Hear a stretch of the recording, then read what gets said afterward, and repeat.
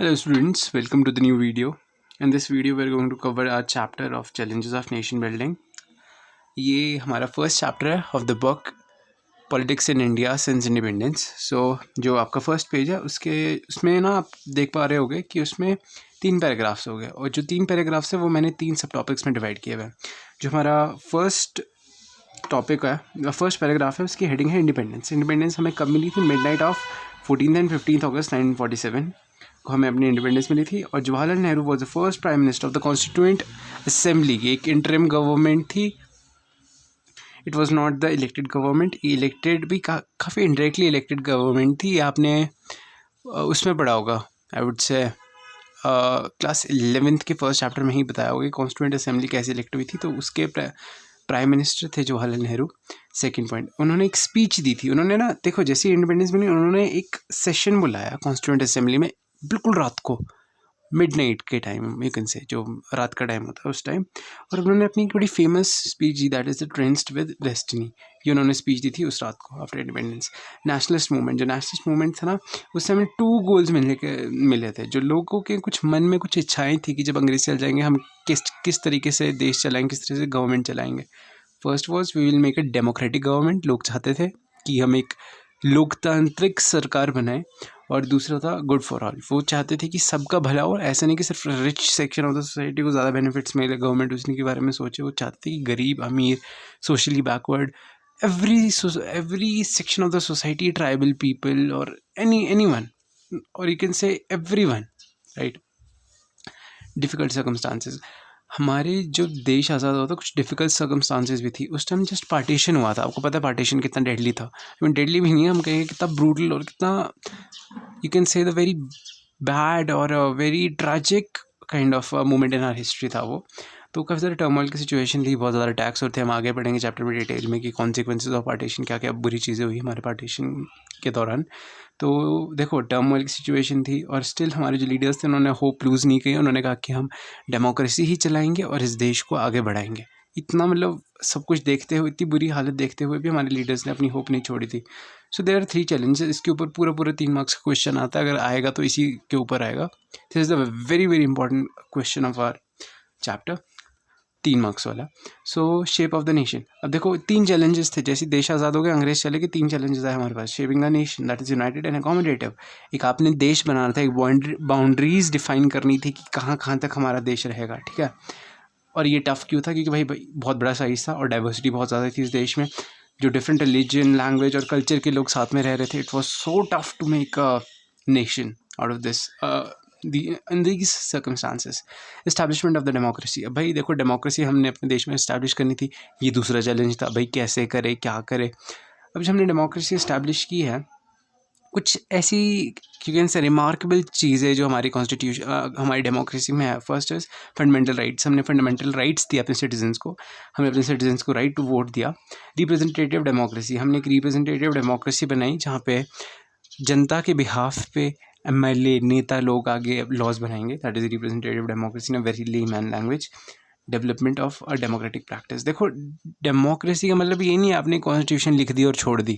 अब उस कॉन्स्टिट्यूशन को फॉलो भी तो करना है. कहते नहीं अपने पूरी श्रद्धा से अब उसको फॉलो भी तो करना पड़ेगा, वरना तो वो एक कागज़ का टुकड़ा रह जाएगा अगर आप उसे फॉलो ना करें, बस बना के छोड़ दिया कर, ठीक है. That is the development of the democratic practice. Development and well being of the entire society. वही बात है, गरीब अमीर के बीच में कोई फ़र्क नहीं पड़ना चाहिए. सबको एक तरह के बेनिफिट्स मिले और सबको कुछ इस तरीके से बेनिफिट्स मिले कि जो गरीब है उसे भी एक इक्वल मौका मिले ऊपर जाने का, ठीक है. सो कॉन्स्टिट्यूशन में हमारे पास एक राइट टू इक्वालिटी हमारे कॉन्स्टिट्यूशन में एम्बाइब्ड है. और स्पेशल प्रोविजंस भी दिए हैं, जैसे people of different caste, people of different religion, culture and all. ये मैंने यहाँ पे ऐसे लिख दिया है. और हाँ, DPSCP हमारा जो directive principle of the state policy, वो कहते हैं कि रिच और पुअर का डिफरेंस खत्म होना चाहिए और we have to eradicate the poverty. जो मैंने ये पॉइंट यहाँ पे लिखा है. So these are the 3 points of this subheading. Now we are moving to the next page. Shaping the nation. मैंने जैसे आपको अभी बताया. और हाँ, इस चैप्टर में हम सिर्फ फर्स्ट चैलेंज को डील करेंगे. अब इन दोनों को हम अगले चैप्टर्स के लिए छोड़ेंगे. This is the only thing we are going to deal in this entire chapter. Shaping the nation जो मैंने आपको फर्स्ट सब हेडिंग बताई थी, इसके और सब हेडिंग्स है भाई। शेपिंग द नेशन में ना हमारे जब नेशन शेप करना था, कुछ 3 मेन इवेंट्स हुए थे। फर्स्ट था पार्टीशन, देश अलग हो गया था भाई। नेशन तो तभी शेप हुआ ना जब पाकिस्तान अलग हो गया, पार्टीशन हो गया। फर्स्ट वो प्रिंसली स्टेट्स। अब घर के अंदर भी तो कई ऐसे लोग थे जो नाराज़ थे, जिनको घर के अंदर ही नहीं आना था, राइट। जो हमारे प्रिंसली स्टेट महाराजाज थे, जिनको इंडिया में आने में वो हेजिटेंट थे, वो थोड़े श्योर नहीं थे कि आना चाहिए कि नहीं। पहले उनको भी तो फिर अंदर लाना था, एक परिवार बनाना था हमें, राइट। स्टेट रीऑर्गेनाइजेशन, आपने पूरा देश अब बना दिया, सब कुछ डिफाइन कर दिया। Now the thing is, states को भी तो बनाना पड़ेगा, एक एडमिनिस्ट्रेटिव और कल्चरल बाउंड्रीज बनानी पड़ेगी ताकि एडमिनिस्ट्रेशन ईजी हो और एक कल्चरल और linguistic kind of identities reflect हो, ठीक है। तो बैकग्राउंड पार्टीशन पढ़ेंगे हम पहला, मतलब ये पूरा पार्टीशन का चीज़ है। पार्टीशन हुआ 2 नेशन थ्योरी के बेसिस पे। This is the main thing, आप इसको रट जाओ अगर आप एक दिन पहले ये वीडियो देख रहे हो। पर 2 नेशन थ्योरी के ऊपर ही पार्टीशन हुआ था। जो मुस्लिम लीग थी, 2 नेशन थ्योरी मुस्लिम्स ने दी थी। जो इंडिया मुस्लिम्स क्या कहते थे, जो मुस्लिम लीग थी उस टाइम की, मुस्लिम्स नहीं, मुस्लिम लीग क्या कहती थी, इंडिया में 2 तरह के लोग रहते हैं, हिंदू और मुस्लिम।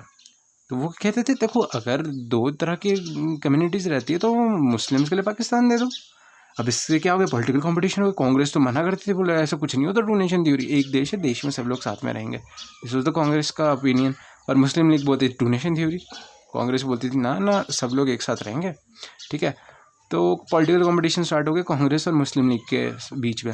तो ब्रिटिश तो देखो पाकिस्तान को फेवर करेगा, ब्रिटिशर्स कहेंगे कि मुस्लिम लीग ठीक है, पार्टीशन पाकिस्तान होना, पाकिस्तान और रीजन बिंग ब्रिटिशर्स चाहते थे कि ये लड़के जाए, ताकि भाई कल को डिफेंस इक्विपमेंट्स भी तो बेचने हैं, किसको बेचेंगे, जब ये दोनों लड़ेंगे तभी तो बिकेंगे। आई मीन ये बहुत बड़ी चीज़ है, ये मैं एक्स्ट्रा वीडियो बना सकता हूँ if you are interested in the kind of some things that are not given in the book and are really interesting. Process, क्या प्रोसेस हुआ फर्स्ट, किस प्रोसेस, मतलब पार्टीशन का क्या प्रोसेस था। First of all the principle, किस principle पे देश अलग हुआ। 2 नेशन थ्योरी में जैसे बताया था ना, इंडिया में 2 कम्युनिटीज़ रह रही है, हिंदू और मुस्लिम, वही प्रिंसिपल बना पार्टीशन का।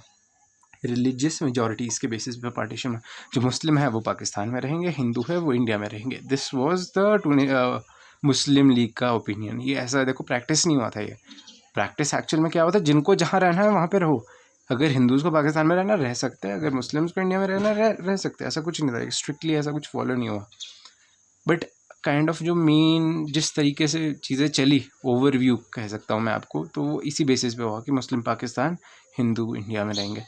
तो देखो it led to the painful partition of course, जो difficulty to decide and implement. अब जब आपने ये रिलीजियस मेजॉरिटीज़ के बेसिस पे पार्टीशन किया, तो भाई it is difficult to decide कि आपने किस साइड जाना है, आप पाकिस्तान जाओगे, इंडिया जाओगे। मतलब काफ़ी टफ हो चुका था। कईयों की ऐसी थी प्रॉपर्टी वगैरह, घर सब कुछ, खेत सब कुछ वहाँ रह गए थे पाकिस्तान में, पर उनका रहना हिंदुस्तान में था। तो कैसे, मतलब it won't be kind of feasible भाई, आपका जो सब कुछ था वो आप किसी और देश में छोड़ के आ रहे हो। Now moving on to the difficulties. भाई देखो पार्टीशन का प्रोसेस मैंने रिलीजियस मेजॉरिटीज़ के बेसिस में बता दिया। अब कुछ डिफ़िकल्टीज़ भी आई कि भाई पार्टीशन में, फर्स्ट तो जो मुस्लिम्स हैं ना, वो एक बेल्ट के फॉर्म में नहीं थे। मतलब ऐसा नहीं था कि मुस्लिम, हाँ भाई ये लाइन है, इस लाइन के just take an example, this is the line, यहाँ पे हमेशा मुस्लिम रहेंगे, यहाँ हिंदू। ऐसा नहीं था कभी। मुस्लिम तो पूरे देश में हर जगह थे फैले हुए। तो Muslim were in a belt, और mainly were not in a belt, ये नॉट का साइन बनाया मैंने। So Muslims were in 2 places majority, majorly I would say. एक थे वेस्टर्न रीजन में, एक थे ईस्टर्न रीजन में। ईस्टर्न कहाँ, जो आज का वेस्ट बंगाल वाला रीजन था ना, मतलब उस टाइम तो खैर एक ही था। आई वुड से आज के टाइम का जो बांग्लादेश वाला एरिया है ईस्ट में, वो था। पाकिस्तान में ये अपना इंडस से परे वाला रीजन सारा, यहाँ पे मेनली मेजरली मुस्लिम्स थे। तो इट वॉज वेरी डिफ़िकल्ट, मतलब it was difficult to join, कि इन दोनों एरिया को कहीं पे किसी तरीके से ज्वाइन कर लो। तो क्या किया, देखो पाकिस्तान बना 2 पार्ट्स में, एक बना वेस्ट पाकिस्तान, एक बना ईस्ट पाकिस्तान। आप कहेंगे ये वेस्ट ईस्ट क्या है। वेस्ट पाकिस्तान होता था जो आज का पाकिस्तान है, ईस्ट पाकिस्तान जो आज के टाइम पे बांग्लादेश बन चुका है। Now the second point, all Muslims do not want Pakistan. देखो सारे मुस्लिम्स नहीं चाहते थे कि यार पाकिस्तान बने, वो नहीं बिलीव करते थे इस थ्योरी पे कि यार मुस्लिम्स के लिए अलग देश होना चाहिए। वो चाहते थे कि हिंदू मुस्लिम साथ में रह सकते हैं। ऐसे भी कई मुस्लिम्स थे हमारे पास, जैसे कि Abdul Ghaffar Khan, he did not believe in 2 nation theory. Abdul Ghaffar Khan बिल्कुल नहीं मानते थे कि हिंदू के लिए अलग देश, मुसलमान के लिए अलग देश, ठीक है। Therefore he was ignored by north west frontier province NWFP। मैं आपको बता दूँ नॉर्थ वेस्टर्न फ्रंटियर प्रोविंस कौन सा है, जो पाकिस्तान का आई वुड से जो अफगानिस्तान के साथ जो पाकिस्तान की बॉर्डर शेयर होती है वो उसे कहते थे उस टाइम पे नॉर्थ वेस्टर्न फ्रंटियर प्रोविंस। पहले ना अब्दुल गफर खान वहाँ के बहुत बड़े लीडर हुआ करते थे नॉर्थ वेस्टर्न फ्रंटियर प्रोविंस, क्योंकि बहुत सुनते थे। जैसे ही अब्दुल गफर खान ने बोला कि मुस्लिम और हिंदू एक साथ रह सकते हैं, वैसे ही जो वो होते नहीं फंडामेंटलिस्ट और बहुत ही मुस्लिम लीग के बहुत ही कट्टर मुस्लिम लोग, उन्होंने उनकी वजह से अब्दुल गफर खान जी को इग्नोर करना स्टार्ट कर दिया। वही बात है, अच्छे बुरे लोग हर रिलीजन में होते हैं, इट जस्ट डिपेंड्स कि भाई कि क्या पता पार्टीशन हो जाए इसी बेसिस पे, right. Third is many Muslim majority areas at the non Muslim majority population. मैंने कहा कि हिंदुस्तान में कभी ऐसा नहीं होता था कि एक बाउंड्री बन जाती थी, इससे परे मुसलमान इससे परे हिंदू, नहीं ऐसे कभी नहीं होता, साथ में मिलजुल के सब लोग रहते थे। तो देखो कई ना ऐसी जगह भी थी पाकिस्तान में जहाँ पे ना हिंदू पॉपुलेशन बहुत ज़्यादा थी। जैसे कराची में मैं आपको कहूँ 60% हिंदूज़ रहते थे, पर आज के टाइम पे तो ऐसा नहीं है, अब तो 99% ही मुस्लिम हो चुके होंगे। बट कराची में एक ज़माना था जब 60% हिंदूज़ रहा करते थे। तो अब उन एरियाज़ का क्या होगा, तो उसके लिए इन लोगों ने एक सोल्यूशन निकाला कि बाइफर्केशन करेंगे हम डिस्ट्रिक्ट और लोअर लेवल में भी। मान लो ऐसा हो गया ना, जैसे कराची है 60%, जहाँ पे कराची को बांट दो, मैंने वही बात है नहीं, जस्ट टेक एन एग्जाम्पल, ये कराची है हमारे पास, कराची को बांट दो, यहाँ भाई यहाँ हिंदू रहते हैं, ये वाला इंडिया के पास चले जाएगा इतना एरिया कराची के अंदर, और ये वाला एरिया यहाँ पे मुस्लिम रहते, ये ऐसा करो पाकिस्तान को दे दो। मतलब पाकिस्तान के अंदर भी इंडिया की टेरिटरी होती है, मतलब इस हिसाब से तो ऐसा होता है, और इंडिया के अंदर पाकिस्तान की टेरिटरी होती है। और bifurcation on the district and lower level, बहुत ही नीचे तक ऐसा पार्टीशन होता है, ये हर गांव लेवल तक पार्टीशन होता है देश का। तो देखो ऐसा है, तो पार्टीशन से तो और इट वाज नॉट पॉसिबल, वही बात, it was not possible in the 50 में। एक रात में आप ऐसा डिवीजन तो कर नहीं सकते कि पूरे हिंदुस्तान के गांव ढूंढो और वहाँ पे मुस्लिम पॉपुलेशन ढूंढो यार। उस टाइम गूगल था नहीं, उस टाइम इतनी अच्छी इन्फॉर्मेशन भी नहीं थी कि आप ऐसा डिवीजन करो, और it is impossible even today, अगर कोई ऐसा करना चाहे, भगवान करे ऐसा ना हो। Okay, partition brought a deep trauma, of course यार, पार्टीशन से बहुत बड़ा ट्रॉमा मिला देश को यार, कि जो लोग और जो जनता अवाम जो एक साथ रहती थी हिंदू मुस्लिम की, वो बंट चुकी थी आज के टाइम पे, उस टाइम पे आई वुड से।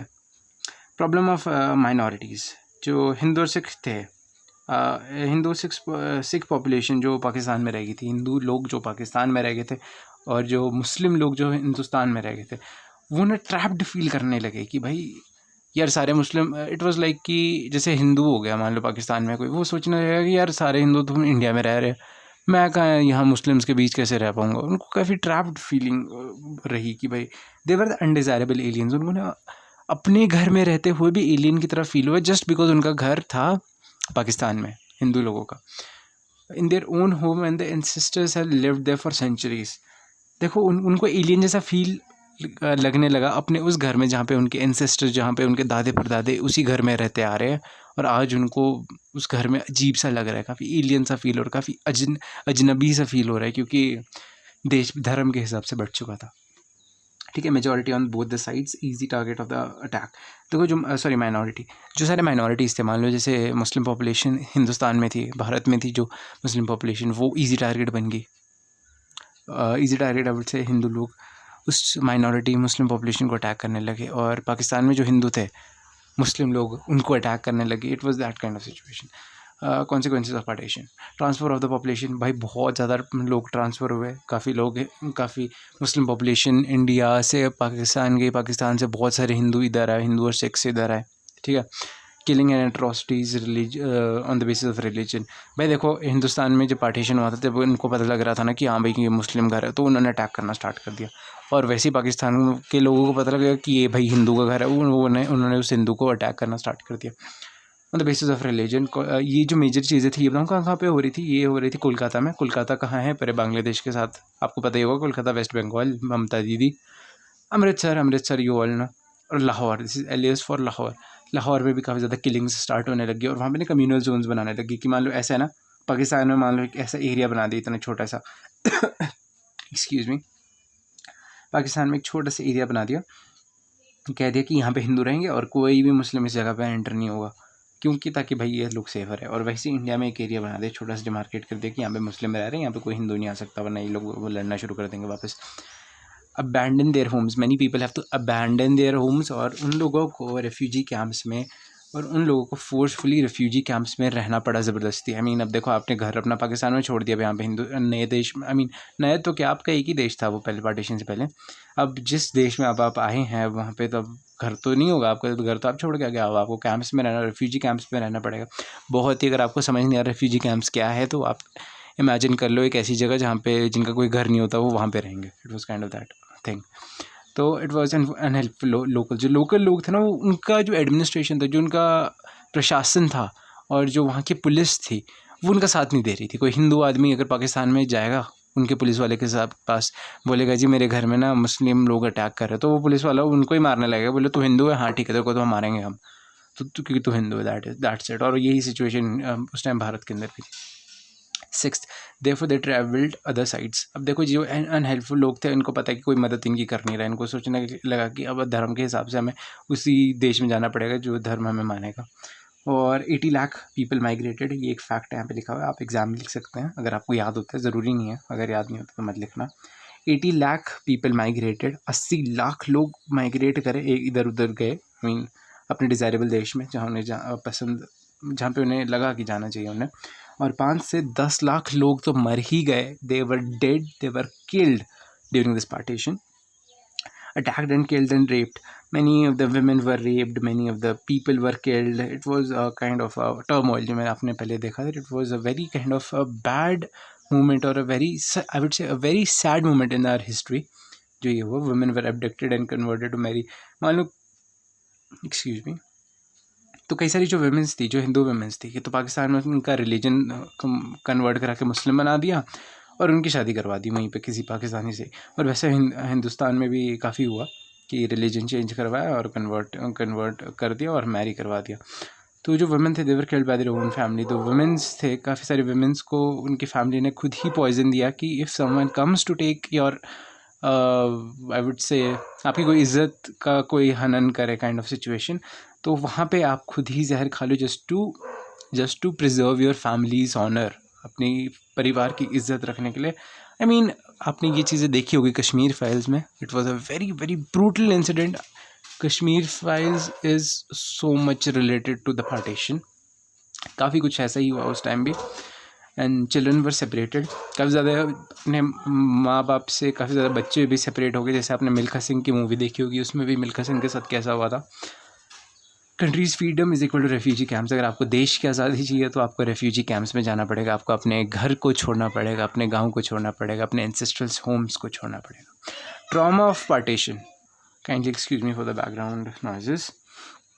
जो ट्रॉमा ऑफ पार्टीशन था, जो ट्रॉमा ऑफ पार्टीशन था, वो हमारे जो पोइट्स और फिल्म मेकर्स थे, राइटर्स थे, उनके द्वारा बड़े अच्छे से एक्सप्रेस किया है as a division of arts. उन्होंने कहा था दिल का बंटवारा हुआ, देश का नहीं, जनता का नहीं, ये दिलों का बंटवारा हुआ है. हमारे राइटर्स, पोएट्स और फिल्म मेकर्स ने बड़े प्यारी तरीके से बताया था. एक फिल्म बड़ी अच्छी है ड्यूरिंग दिस पार्टीशन की बनी है, दैट इज़ नास्तिक. बहुत अच्छी मूवी है, आप देख सकते हैं, यूट्यूब पे फ्री अवेलेबल है वो.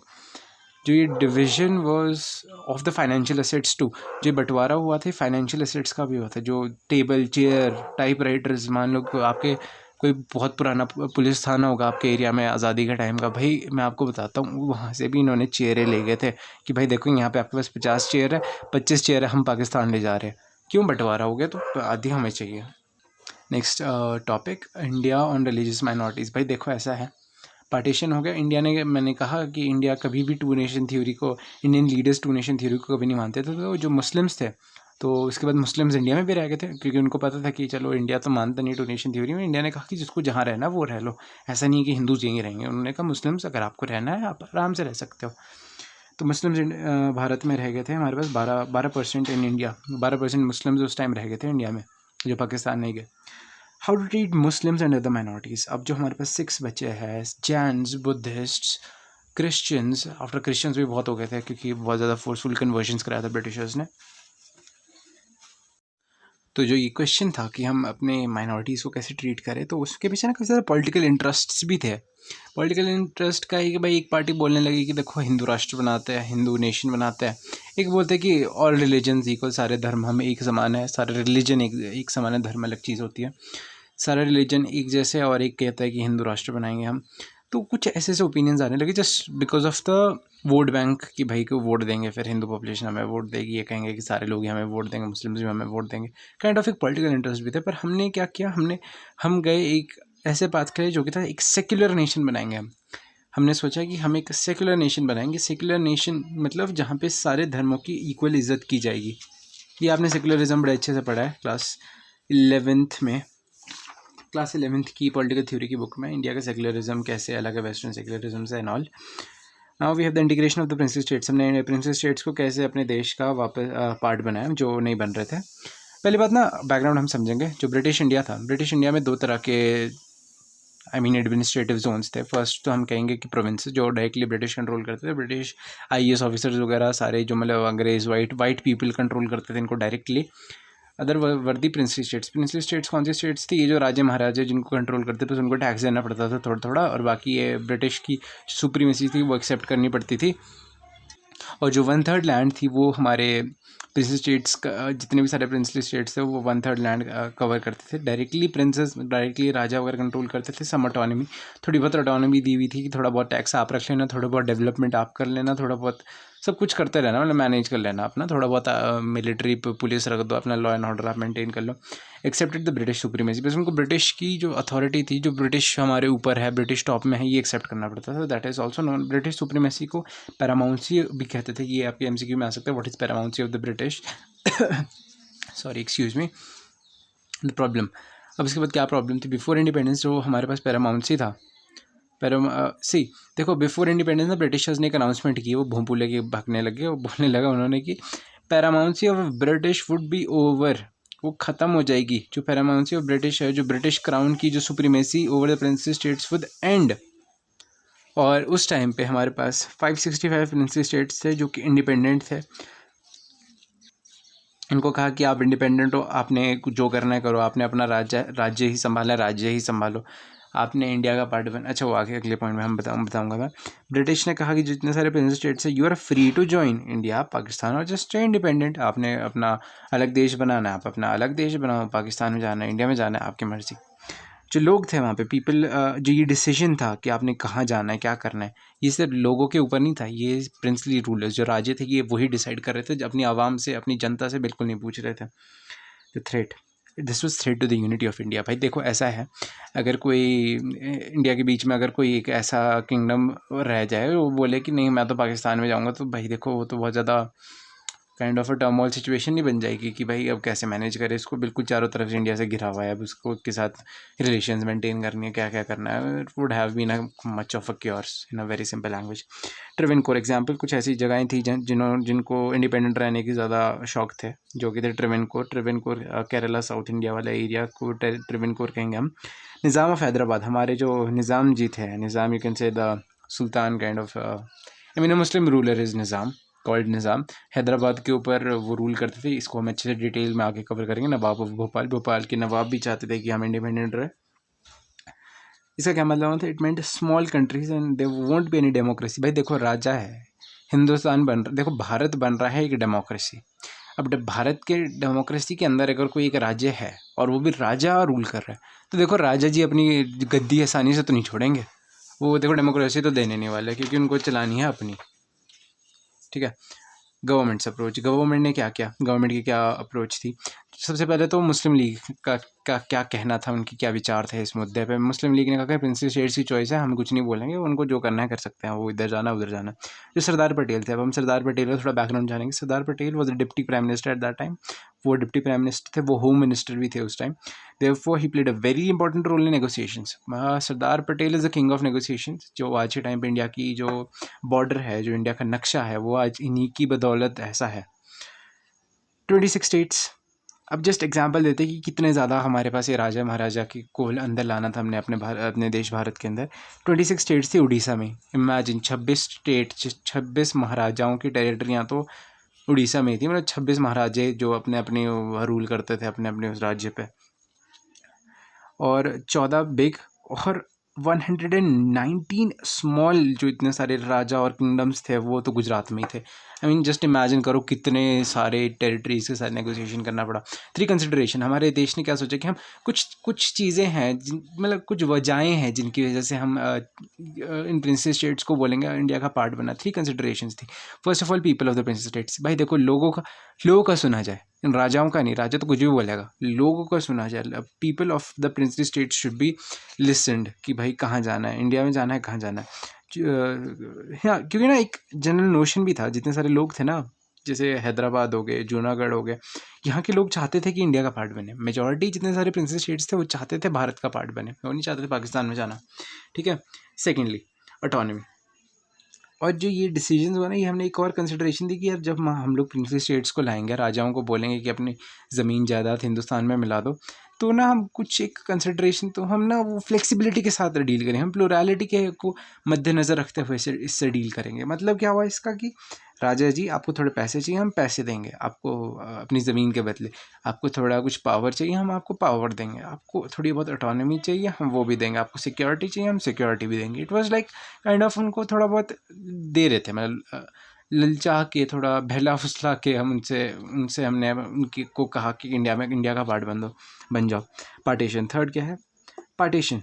अब देखो पार्टीशन अभी हुआ है, तो दुख तो था हमें कि भाई कितने बुरे हालत हो सकते, कैसे मतलब लोग कैसे मर सकते हैं, कितनी बुरी बुरी सर्कमस्टांसेस थी, क्या क्या हुआ।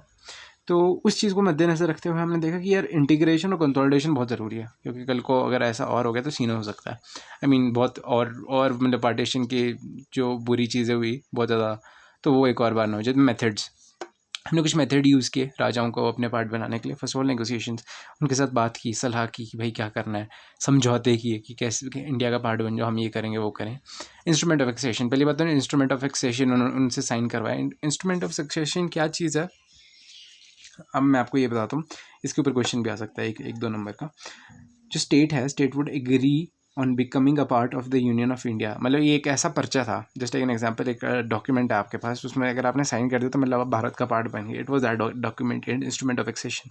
Second was the concession in the constitution. Constitution में बोल दिया कि देखो जो ये है, थोड़ा बहुत हैदराबाद का जो रीजन है, यहाँ पे राजा की सुनी जाएगी, थोड़ी बहुत सुनी जाएगी, बहुत ज़्यादा नहीं, बस थोड़ी बहुत सुनी जाए। थोड़ा बहुत इनको बोल दिया कि यार चलो खुश करने के लिए कि आपको थोड़ा कॉन्स्टिट्यूशन में भी हमने लिख दिया आपका नाम, और वहाँ पे बता दिया कि ऐसा ऐसा आपके पास थोड़ी थोड़ी पावर रख दी हमने।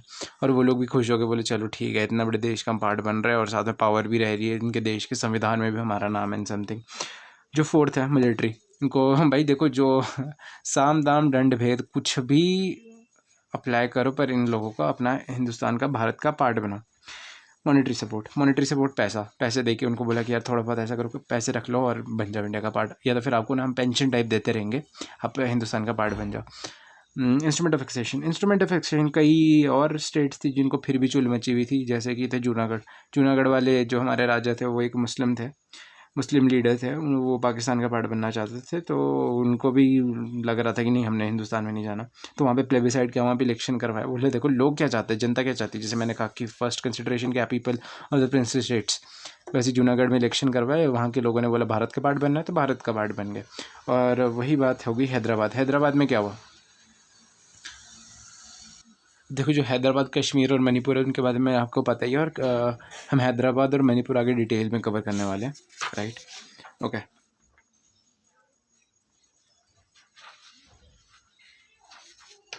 Wait a second. Okay, now we are at Hyderabad. अब मैंने आपको कहा था हैदराबाद हम डिटेल में पढ़ेंगे। सबसे पहले तो हैदराबाद की जो जोग्राफी थी, it was the largest princely state है, ये सबसे बड़ा राज्य था ब्रिटिशर्स के बीच में। आई मीन जो ब्रिटिश ने के प्रिंसली स्टेट्स थे उसके बीच में सबसे बड़ा प्रिंसली स्टेट तो हैदराबाद था। सराउंडेड बाय इंडिया, चारों तरफ से भारत से घिरा हुआ था। टुडे इज़ महाराष्ट्र, कर्नाटका और आंध्र प्रदेश।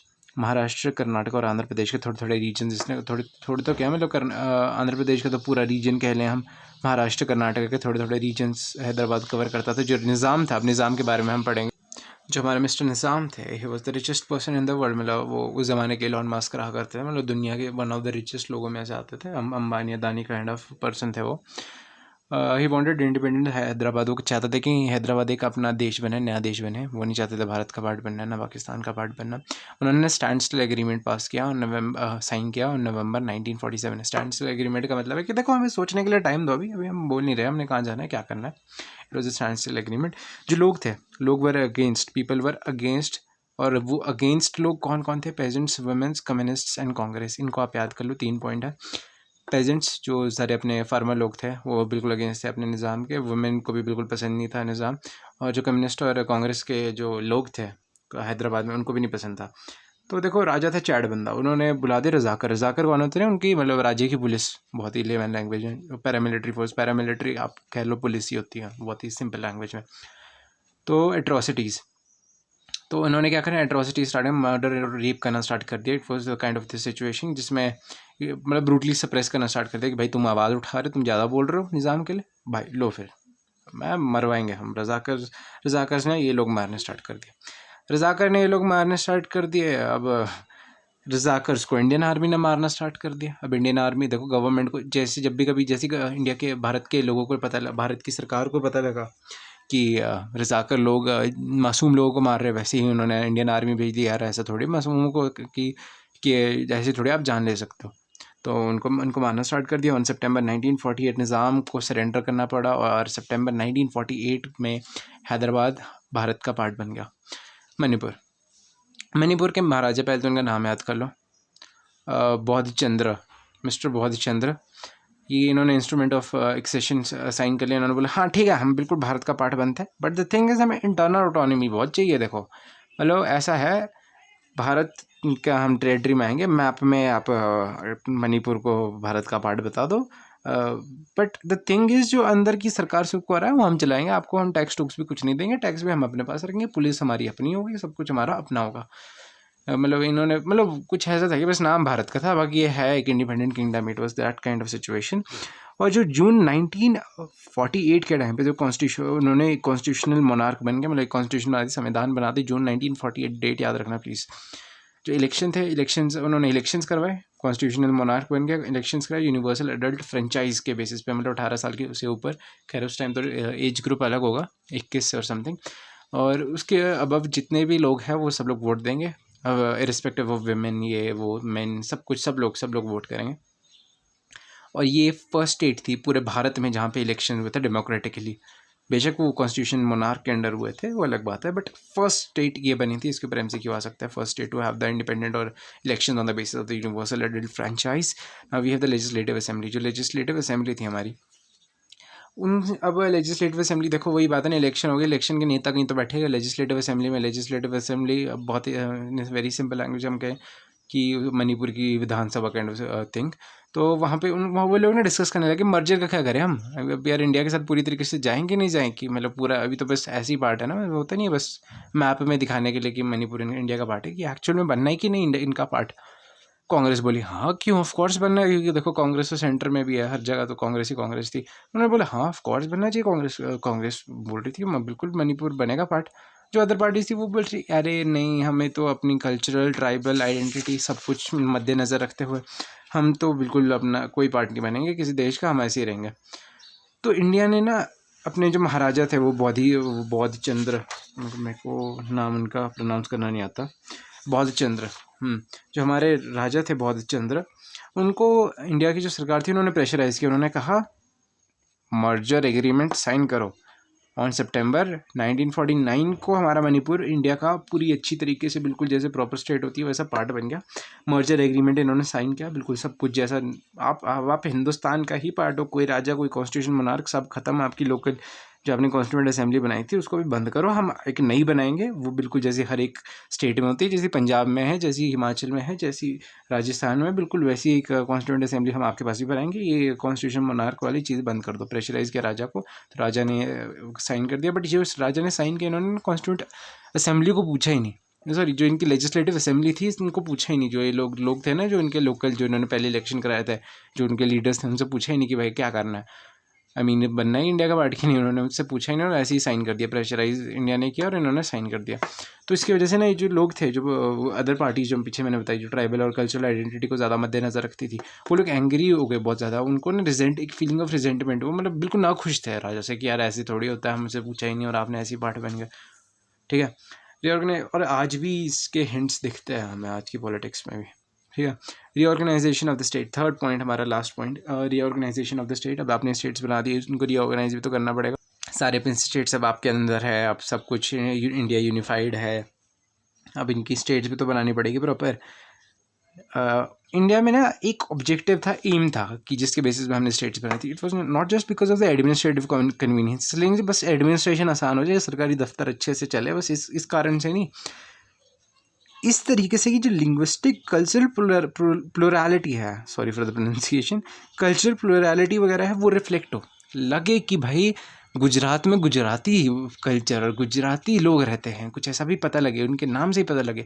जैसे कि हिमाचल है, हिमाचल का लगना चाहिए पता कि हिमाचल हिमालय के गोद में जो बसा हो वो हिमाचल है और यहाँ पे देवभूमि है, काइंड ऑफ एक पता लगे कि वहाँ का कल्चर क्या है, क्या उनकी लैंग्वेज क्या है, मतलब इस बेसिस पे कुछ स्टेट बनने चाहिए कि उनकी जो कल्चरल आइडेंटिटी है वो भी प्रिजर्व हो। ऑल्सो यूनिटी ऑफ नेशन, भाई देखो ऐसा है, कल्चर भी होना चाहिए और यूनिटी, देश साथ में भी रहना चाहिए। ऐसा नहीं कि भाई यूनिटी करते करते वो स्टेट ही हाथ से चलेगी, कुछ ऐसा नहीं करना था हमने। सो ब्रिटिश के टाइम पे कैसे मतलब स्टेट्स बनाई गई थी, एडमिनिस्ट्रेटिव कन्वीनियंस, बस भाई इनको ब्रिटिश ने कुछ इस तरीके से बनाया कि बस टैक्स आ जाए, बाकी तुम्हारे कल्चर क्या भाड़ में, हमारे को नहीं पता। British was kind of like that. और जो ब्रिटिश के स्टेट्स थे उनकी बाउंड्रीज तो कई बार ऐसे थी कि ब्रिटिश ने बनाया मैप, वो करते सीधा नक्शा उठाया और सीधा लाइन खींचनी स्टार्ट करते, एलो जी, ऐसे बनाते थे ये लोग, मतलब डिमार्केट करते थे बाउंड्रीज को। वो नहीं सोचते थे कि अरे भाई ये तो राजा की टेरिटरी भी आ गई यहाँ पे अंदर, नहीं कोई बात नहीं, अब राजा की भी आ गई, वो भी हमारी है। वही बात इन्होंने की, it coincided with the state, और the boundaries also coincided with the boundaries of the princes states. मतलब मैंने ना आपके पास नोट्स फॉर्म में बनाया, मैंने फुल स्टेटमेंट्स नहीं लिखे हैं, I feel it they are more boring. पूरी स्टेटमेंट्स लाइन पैराग्राफ लिख दो बुक में और उसमें फ़र्क क्या बचेगा फिर। नेशनलिस्ट मूवमेंट में ना कुछ प्रोमिस किए थे कि लिंग्विस्टिक स्टेट बनाएंगे। नागपुर सेशन ऑफ 1920 कांग्रेस ने बोला था, कांग्रेस ने कहा कि अब जब हमारा देश, अंग्रेज़ भाग जाएंगे, अब हमारा देश आज़ाद होगा तो हम लिंग्विस्टिक बेसिस पे स्टेट बनाएंगे, जिस लैंग्वेज के बेसिस पे स्टेट बनाएंगे कि यहाँ गुजराती बोली जाती है, चलो यहाँ गुजरात बना दो, यहाँ मराठी बोली जाती है, हमारा महाराष्ट्र बना दो, अरे यहाँ पंजाबी बोली जा रही है, यहाँ पे पंजाब बना दो, अच्छा यहाँ तमिल बोली जा रही है, तमिल बना दो, तेलुगु तो यहाँ तो वो बना दो, आंध्र प्रदेश। तो ये कुछ इस बेसिस पे देश के पहले ना कुछ प्रोमिस किए गए थे कि आज़ाद देश में हम ऐसे तरीके से हम वो बनाएंगे, स्टेट्स बनाएंगे। 1920 नागपुर सेशन में ये सब कुछ अप्रूव हुआ था। जो प्रोविंशियल कांग्रेस कमेटीज़ है, जो मतलब कांग्रेस के कार्यालय होते थे, ये गवर्नमेंट नहीं है, सरकार नहीं है, ऑफिशियल नहीं है, ये जो कांग्रेस पार्टी है, कांग्रेस पार्टी उस ज़माने की, उनके जो कमेटीज़ थे, जो काइंड ऑफ कार्यालय थे कुछ बने थे, उन्होंने भी कुछ बाउंड्रीज बनाई थी कि देखो इतना पार्ट कांग्रेस का हम ले लेंगे, इतना पार्ट कांग्रेस का आप वाली वो ब्रांच ले लो, ये वाली आप वाली ब्रांच ले लो कांग्रेस की। तो वो भी लिंग्विस्टिक जोन्स पे बने थे। जस्ट एक एग्जांपल कि तमिल लोगों के लिए कार्यालय बना और वो कार्यालय सिर्फ तमिल वाले रीजन को ही देखता है, और एक कन्नड़ बना तो कन्नड़ वाले रीजन को ही वो देखता है। कन्नड़ आई वुड से कि उसको ही डील करेगा, आंध्र प्रदेश यानी एरिया को। वेट नो, तेलुगु है, I am sorry. After partition के बाद क्या हुआ, जो स्टेट थे आफ्टर पार्टीशन ना कुछ ऐसी फीलिंग आई ना, जितने सारे लीडर्स थे कि यार नहीं यार, स्टेट्स ना हमें नहीं बनाने चाहिए लैंग्वेज के बेसिस में, क्या पता कल को डिवीजन, कल को बोलने लगे कि देखो हमें बंटवारा दे दो, हमारे को अलग स्टेट, अलग कंट्री बना दो। ठीक है, जो स्टेट था तो therefore state not on the basis of language, it would disintegrate our nation. It was something like that, और attention would be deviated from the socio-economic challenges। भाई देखो, जो हम देख रहे हैं, गरीबी हटाओ, जो कास्ट बेस्ड डिस्क्रिमिनेशन है इसको हटाओ, इसकी जगह हमारा ध्यान चला जाएगा कि लैंग्वेज पे भाई अलग ना हो जाए, देश ही अलग अलग हो रहे हैं, तो भाई इन मेन मुद्दों पे तो अपना ध्यान जाएगा ही नहीं। जो कांग्रेस के लीडर्स थे उन्होंने कहा कि पोस्टपोन करो, अभी नहीं, अभी तो हम मेन मुद्दे देखेंगे, इकॉनमी कैसे बढ़ानी है एंड ऑल। जो अदर मैटर्स थे इन्होंने वही कहा कि अदर मैटर्स नहीं, और उस टाइम ना और अदर मैटर्स भी थे हमारे पास जो कि थे प्रिंसेस स्टेट्स। भाई अभी राज्य ही नहीं मान रहे थे, अभी तो उनको मनाना पड़ रहा था कि भाई ये इंडिया का पार्ट बनो। और दूसरे से पार्टीशन वॉज फ्रेश, अभी भी पार्टीशन देखा था कि भाई देश कैसे बढ़ सकता, तो हमारे लीडर्स को अब और देश बनना अफोर्ड नहीं कर सकते, तो वो नहीं चाहते थे कि लिंग्विस्टिक बेसिस पे अभी थोड़ी सी ऑटोनॉमी दिए, बाद में पूरी ऑटोनॉमी मांगने लग जाएंगे लोग। ठीक है, now this is done, now we are on the last page, concerns.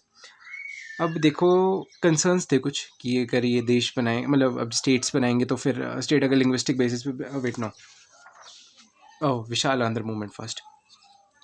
जो हमारी विशाल आंध्र मूवमेंट है उसमें क्या हुआ था, जो लोकल लीडर्स थे, जो तेलुगु स्पीकिंग लोग थे, लोकल लीडर्स ने कहा कि देखो हमें ना एक नया स्टेट चाहिए, तो that is Andhra Pradesh, spoiler alert. जो तेलुगु थे, जो Telugu speaking population of the Tamil Nadu, Andhra Pradesh, Karnataka और वेट कर्नाटका, जो मतलब ये वाला एरिया था, तो इसके जो लोग थे वो लोग चाहते थे, मतलब आज के स्टेट्स की बात करें, जो ये वाले स्टेट्स थे, इनके जो लोग थे वो चाह रहे थे कि भाई ऐसा करता है कि हमें एक अपना स्टेट दो, क्योंकि हम तेलुगु बोलते हैं। Of course it was great for the administrative convenience also, भाई जो सरकारी काम होगा तो फिर वो तेलुगु भाषा में ही होगा, तो ऐसे नहीं कि कोई अलग ही भाषा में चल रहा है और इनको आती नहीं वो भाषा। उन्होंने कहा कि भाई देखो तेलुगु स्पीकिंग पॉपुलेशन ने कहा कि हमें अलग स्टेट दे, जो तेलुगु थे वो एक आंध्र प्रदेश मांगने लगे, वो कहे कि हम मद्रास, क्योंकि ना उस टाइम ना मद्रास होता था एक बहुत बड़ा स्टेट, कि मतलब जिसमें सारे ही आते थे। I would say it is the, आज के टाइम में तो हैदराबाद है, and that is Hyderabad, Kerala in Tamil Nadu, Andhra Pradesh and parts of Karnataka too, ये सारे ना एक ही स्टेट में आते थे, that was known as Madras. तो जो अपने तेलुगु स्पीकिंग, उन्होंने मद्रास का पार्ट नहीं बनना है, आंध्र प्रदेश बनाओ हमारा ना। उनके बीच में ना एक बहुत बड़े लीडर थे, दैट इज़ पोट्टी श्रीरामुलु। उनको इनका नेम याद रखना क्योंकि ये बहुत इंपॉर्टेंट है। He was a veteran of Gandhi, Gandhi ji के बहुत बड़े भक्त थे और गांधी जी की बहुत ज़्यादा सुनते थे ये। तो इन्होंने 56 डे तक फास्ट किया, इन्होंने भूख हड़ताल पे बैठ के, उन्होंने बोला कि जब तक स्टेट नहीं बनता मैं भूख हड़ताल पे बैठा, और इनकी अनफॉर्चुनेट डेथ हो जाती है 56 डेज तक भूख हड़ताल करते हुए। इनकी डेथ के बाद जैसे इनको पता लगता है, जैसे लोगों को पता लगता है कि इनके जो ग्रेट लीडर थे पोटी श्रीरामुलु, उनकी डेथ हो गई है, तो वॉयलेंस स्टार्ट हो गया। लोगों स्ट्रीट्स पे आने लगे, लोग हड़ताल करने लगे, गवर्नमेंट बिल्डिंग्स ये वो सो मतलब स्ट्राइक्स करने लगे बहुत सिवियर। अब सी इट्स योर ओपिनियन, आपको ये डिसीजन कैसा लगा गवर्नमेंट का। जो हमारी भारत की उस टाइम सरकार थी लेड बाय जवाहरलाल नेहरू, उन्होंने पुलिस फायरिंग करवा दी लोगों के ऊपर। Do you think it's a justified thing? जो लोग अपने पीसफुल प्रोटेस्ट कर रहे हैं, डेमोन्स्ट्रेशन कर रहे हैं भाई, जो सत्याग्रह पे बैठे थे, और आपने उन्हीं के ऊपर पुलिस फायरिंग कर दी, तो आपको मतलब आज़ाद भारत की सरकार और अंग्रेज़ के बीच में फ़र्क क्या बचा? Many of the people were injured, many people lost their lives, मतलब कई लोग मर गए, कई लोग इंजर्ड हो गए, हॉस्पिटलाइज्ड हो गए। खैर उस टाइम तो हॉस्पिटलाइज्ड भी कैसे हो गए, इतनी अच्छी सिचुएशन नहीं थी हमारे हॉस्पिटल्स की। लेजिस्लेटर, कई सारे लेजिस्लेटर ने रिज़ाइन करना, यार of course it is justified भाई, कोई रहेगा ही क्यों अगर आपकी स्टेट की जनता, आपके गांव में आपके घर के जो लोग हैं उनके ऊपर पुलिस फायरिंग की जा रही है, तो कौन ही लेजिस्लेशन में बैठा रहेगा। ठीक है, जो हमारे पीएम है, फिर पीएम को जब पता लगा कि भाई ये कुछ ज़्यादा सीन हो गया है, तो पीएम आए, बोले आंध्र प्रदेश बना रहे, कोई दिक्कत नहीं कोई दिक्कत नहीं। दिसंबर 1952 में आंध्र प्रदेश बनता है। See I want to give ask you one thing, आज़ाद भारत में और ब्रिटिश इंडिया में क्या फ़र्क है? कुछ नहीं। If we look at this incident, just take an example, यहाँ पे महात्मा गांधी होते हैं, पर महात्मा गांधी की सब सुनता था, बट पोटी श्रीरामुलु ये भी तो फास्ट ऑन टू डेथ पे बैठे थे, ये भी तो भूख हड़ताल पे बैठे थे, पर इनकी डेथ हुई। इनकी एक आज़ाद भारत की सरकार ने इनकी ही नहीं सुनी, और बल्कि गांधी जी की सुन लेते थे अंग्रेज़, right. It's a kind of a question कि भाई अंग्रेज़ में और एक अंग्रेज़ी शासन में और आज़ाद भारत के शासन में कोई खास फ़र्क मुझे दिख नहीं रहा है। ठीक है, now we have here the spread of the movement. Okay, ये ओपिनियन आपने अपने एग्जाम में लिखना, आपने जस्ट पॉइंट्स लिखना है जो मैंने पहले एक्सप्लेन कर दिए थे आपसे, आपके पास। Spread of the movement, this movement spread to the other states, started the demanding the linguistic states। भाई देखो इनके लिए आंध्र प्रदेश बन गया, प्राइम मिनिस्टर बना दिया, अब बाकी स्टेट्स भी पीछे क्यों रहे? उनका भी ये था भाई हम क्यों पीछे रहे, हम भी बनवाएंगे। अदर स्टेट्स में भी ये लिंग्विस्टिक स्टेट्स की डिमांड स्टार्ट होने लगी। जो हमारे सेंटर थी, it was force to appoint this commission, state reorganisation commission. इसका मतलब क्या होता है कि आईएएस ऑफिसर की एक ऐसी कमेटी जो डिसाइड बताएगी, कुछ मतलब रिसर्च करके बताएगी कि ये करना ठीक है कि नहीं, मतलब खूब गहन रिसर्च करेगी।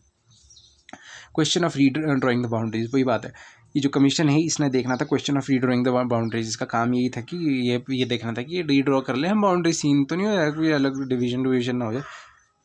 और इसकी जब रिपोर्ट आई तो इन्होंने एक्सेप्ट किया कि state should be made on the linguistic basis. इनकी रिपोर्ट ने कहा कि जो स्टेट है, जो हमारे अब नए राज्य बनेंगे, देश के जो प्रदेश बनेंगे नए, वो हम लिंग्विस्टिक बेसिस पे बना सकते हैं, हम लैंग्वेज के बेसिस पे बना सकते हैं। जैसे गुजराती के लिए गुजरात, मराठी के लिए महाराष्ट्र, तमिल के लिए तमिलनाडु, तेलुगु के लिए तो बन ही चुका है वो आंध्र प्रदेश।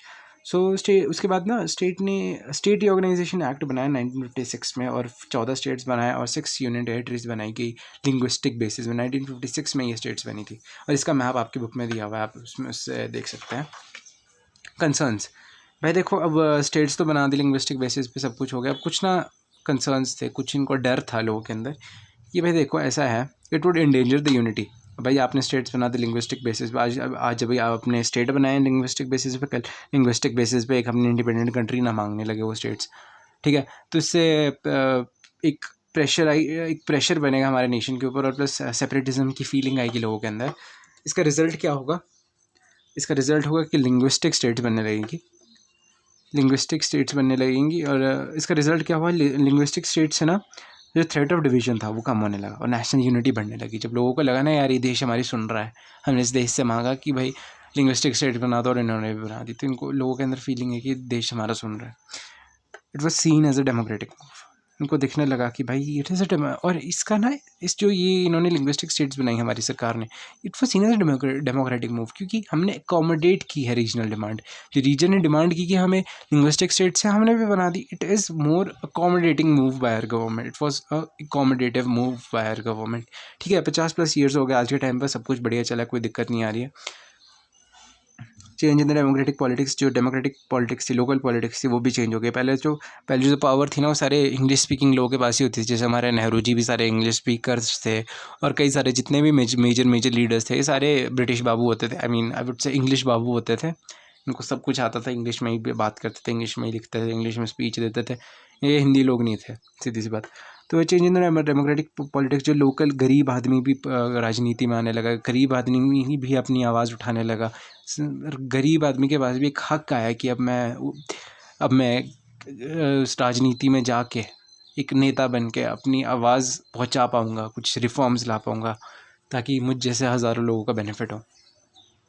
डेमोक्रेसी, ठीक है। Accepted the principle of democracy, हमने डेमोक्रेसी का प्रिंसिपल एक्सेप्ट किया। इंडिया की जो India is democracy, this doesn't mean कि हमारे पास सिर्फ कॉन्स्टिट्यूशनल इलेक्शन है। मैंने आपको कहा कि कॉन्स्टिट्यूशनल इलेक्शन रखने से सिर्फ डेमोक्रेसी नहीं बन जाती। हमने recognise and accept our differences.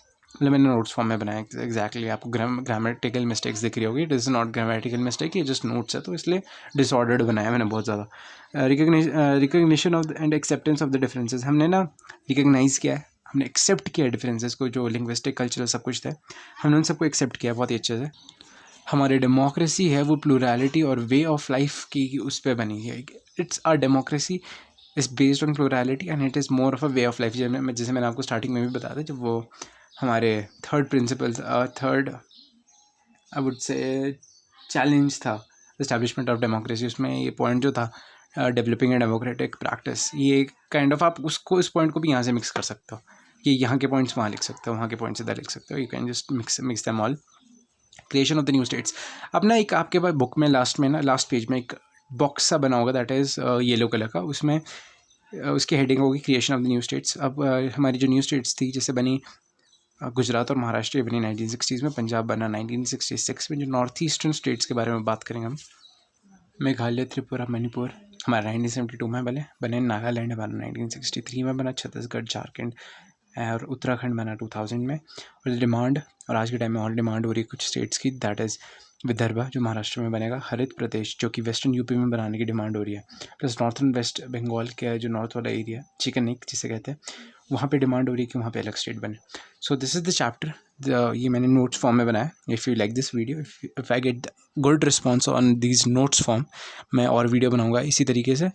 So that's it for this video and thank you, bye bye.